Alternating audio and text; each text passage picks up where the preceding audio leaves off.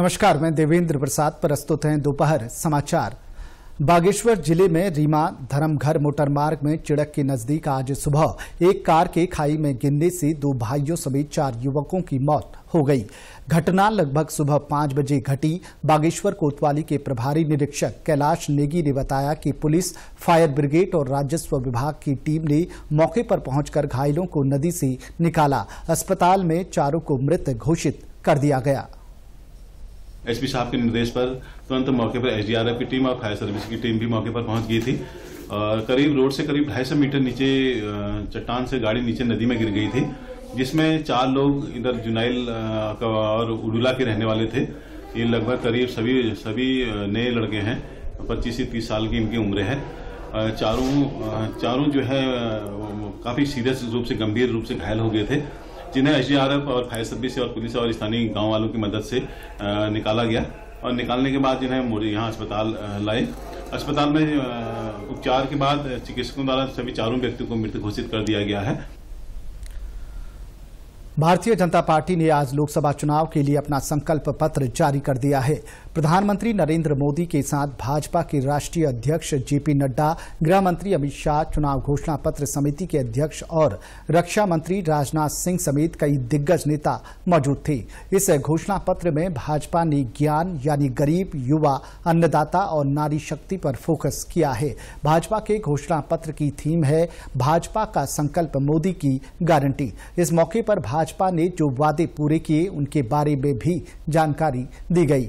भाजपा ने मौजूदा लोकसभा चुनाव समेत 2047 तक भारत को विकसित राष्ट्र बनाने का अपना विजन सामने रखा है। इस दौरान देश में अगले 5 साल तक मुफ्त राशन जारी रखने का ऐलान किया गया है। उधमसिंह नगर जिले में लोकसभा सामान्य निर्वाचन के लिए आरक्षित ईवीएम मशीनों की व्यवस्था के लिए अनुपूरक रैंडमाइजेशन किया गया।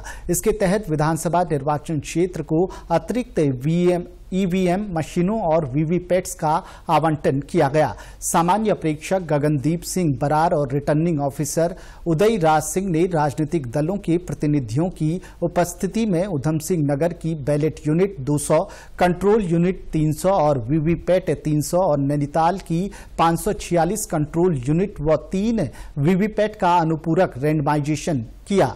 मुख्य विकास अधिकारी मनीष कुमार ने बताया कि मतदान के दौरान किसी तरह की समस्या आने पर अतिरिक्त ईवीएम मशीनों का इस्तेमाल किया जा सकता है। देखिए, जैसा माननीय चुनाव आयोग के निर्देश हैं कि कहीं भी जो इलेक्शन है, इलेक्शन की प्रक्रिया निर्बाध रूप से लगातार प्रारंभ हो और अंत तक जो है वो जो समय निर्धारित है उस समय तक वो पूर्ण हो।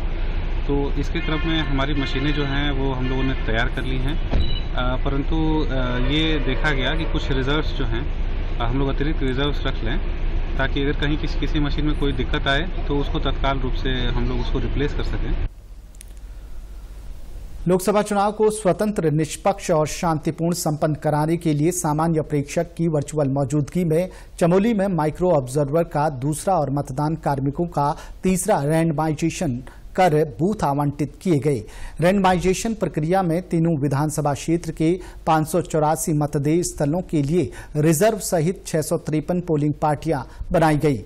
इसमें महिला और दिव्यांग पोलिंग पार्टियां भी शामिल हैं। लोकसभा चुनाव में जनपद चमोली में 3 महिला और दिव्यांग बूथ भी बनाए गए हैं। राज्यपाल गुरमीत सिंह ने भारत रत्न डॉक्टर भीमराव अंबेडकर की जयंती के अवसर पर उनके चित्र पर श्रद्धा सुमन अर्पित किए और अपनी श्रद्धांजलि दी।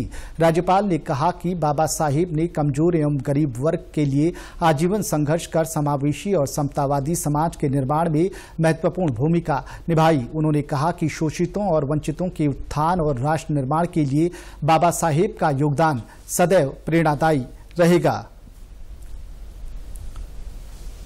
दोपहर के समाचारों में बस इतना ही। मिलते हैं शाम 6:30 बजे के बुलेटिन में। नमस्कार।